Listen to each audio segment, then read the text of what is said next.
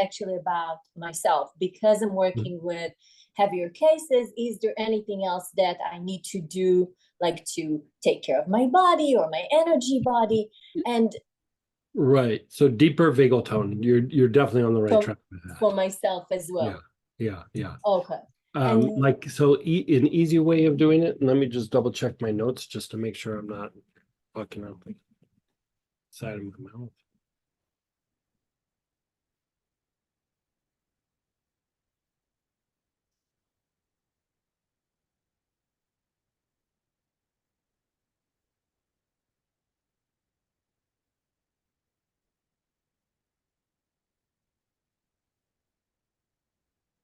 So good ways of doing it is you work the vagal tone, you deepen the breath, you do the things that we've talked about, but also for doing healings, um Melissa, which is something that um a lot of the students are doing, and just daily use, it does more than just the vagal tone, it does other things as well, oh, but to you, still yeah, it's very. like my best friend. Yeah.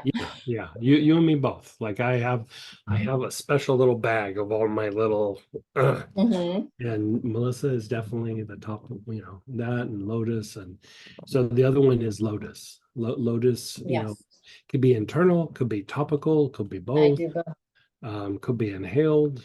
Tuberose is another one that's right there with it. And Mm-hmm. so other things can be supportive, but when you're looking at like taking care of yourself and also enhancing your ability to serve and be able to do like a better job at what you're trying to do, you know what I mean, you're trying to help people heal and deal with those things. um those things also help with that. Like Mm-hmm. it's very good with that. And then just like salt baths. But I will say, over the years, um the more that the vagal tone improves, chords really aren't an issue like they were when I was younger. And Mm-hmm. contamination is not an issue like it was when I was younger. I Mm-hmm. mean, I used to be debilitated by contamination sometimes, especially when I was doing corporate work. I'd go into an office full of stress and be doing stuff, and everybody's grinding on me while I'm there. And then when I would leave, I was just like, I need to have a whole day just to clean up. And now it's just like, maybe an hour or two in the evening or something, and I shake off what used to would have wiped me out. Mm-hmm. And part of that is the vagal tone component. It's even looking at hyssop being such a good cleanser and everything. Part of what it does is improves vagal tone. You know, Mm-hmm. and so um and then the breath, like just always make sure your breath is okay. Yeah. Okay. Because your breath is a very good indicator that you're going out of vagal tone. Like if your breath Mm. starts to get shallow and rapid, or it starts to be times where you have a hard time catching your breath, or you're doing something, God, you have to keep doing that. Part of what's Mm-hmm. happening is your body starting to become acidic, and your body is going into more of an imbalance in the involuntary part of the nervous system, and it's going into more of the fight flight triggered, freeze, whatever you want to call them. It's going into those modes, and Mm-hmm. so it starts to affect your physiology and how your physiology starts to function. And so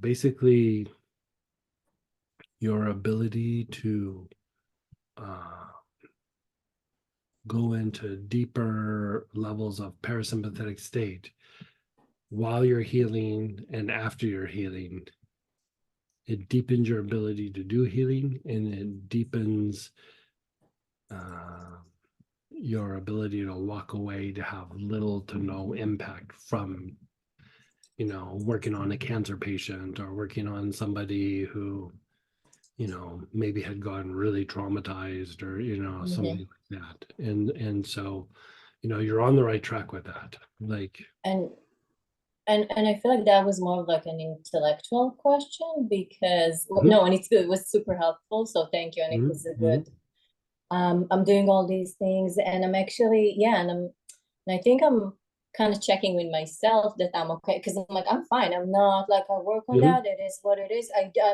kind of surprised, I'm surprising myself maybe a little bit that I'm like, okay, Mhm. I'm not getting like, and I can see a person like a few times a week and I'm still like not getting into their stuff. Like their stuff Right. is, Yeah. I did, You're I you're have, in it when you're interacting with them, but when you're done, yeah, it's like, okay, I'll walk away. mhm, And you yeah. stop thinking And about it. Yeah. Yeah. yeah, and I do realize that even talking to the clients even before the healing or like I have all these ideas, like all these things that are coming up, which is really, really cool and really exciting. I'm like, oh, this is, and things are connecting much better. So Mhm. thank you.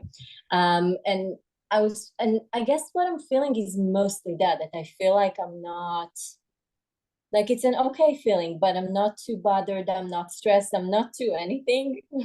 Mhm. And maybe I'm just getting used to this is fine. I don't need to be to anything.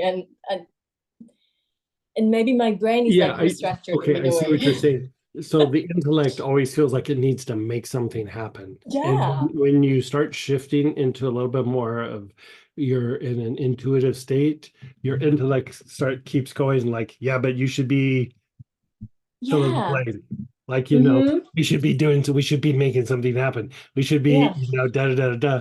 Where in the intuitive state, it's just about like being. Like you're just Yeah. okay, I'm here. I'm, So, having an experience. mm-hmm.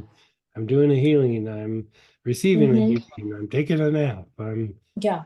I'm watching a movie. Like, you're just kind And of, yeah. and so thank you. I needed to like and even making decisions, like things that didn't feel right for me and actually made a decision and I kind of shifted things around and it's fine. That's what Mhm. feels right. So Mhm. okay. So thank you. And then